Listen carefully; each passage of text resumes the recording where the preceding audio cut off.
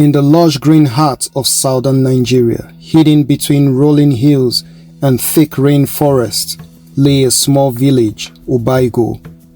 Birds sang every morning, children ran barefoot, and elders sat under the trees sharing folk tales of old. But the soul of this village was not the land, it was the river, the Orima River. It sparkled in sunlight, whispered in the wind, and fed the soil with life.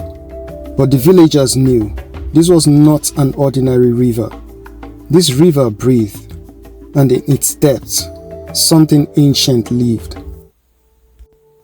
The Orima River carried more than water.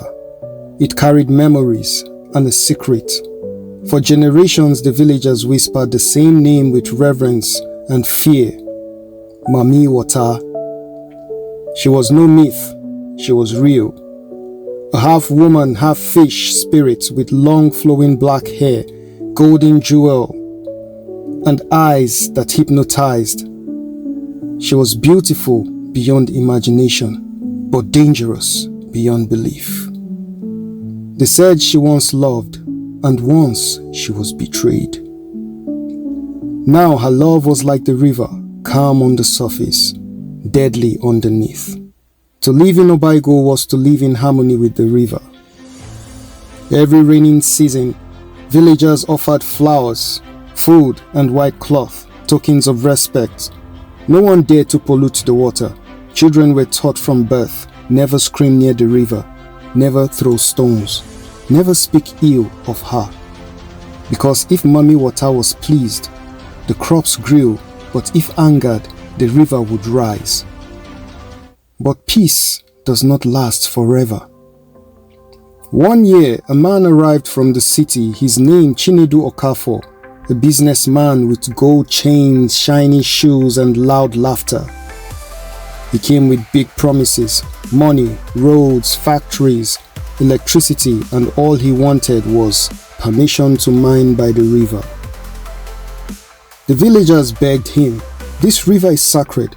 Please do not disturb her." But Chinedu only smirked. "You still believe in fairy tales?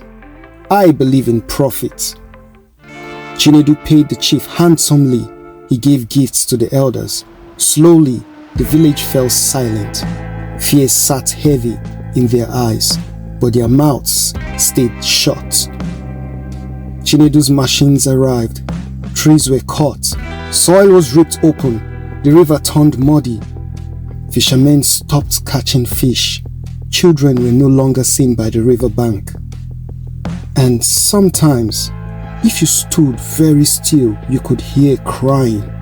A woman's cry, gentle, distant, and full of sorrow. As weeks passed, strange things began to happen. Goats gave birth to stillborns. Birds flew away. And every night, Chinedu heard a voice in his sleep whispering his name. Still, he didn't stop. One night, under a dark sky with no moon, he launched a massive explosion by the river to speed up excavation. That was his mistake. That night, the wind howled like wolves.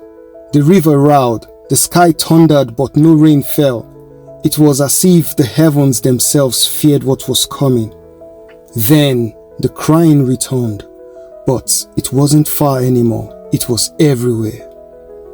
"They've broken my house! They've broken my house!" And then the water rose. A massive black wave surged forward, crashing into Chinedu's house, sweeping away his riches, his cattle, his pride. People saw her, Mami Wata, towering from the river, her eyes glowing like fireflies, her hair wild like the storm. At dawn, silence. Chinedu's house was gone, vanished like smoke. His machines lay broken like toys. His body was found on the riverbank, eyes open, frozen in fear. Not a single scratch on him, but his soul had been taken. The villagers said nothing. There was nothing left to say. That very day, the villagers returned to the river with flowers and white cloth. They bowed their heads 3 times and asked for forgiveness. Since that day, no one ever disturbed the Orima River again.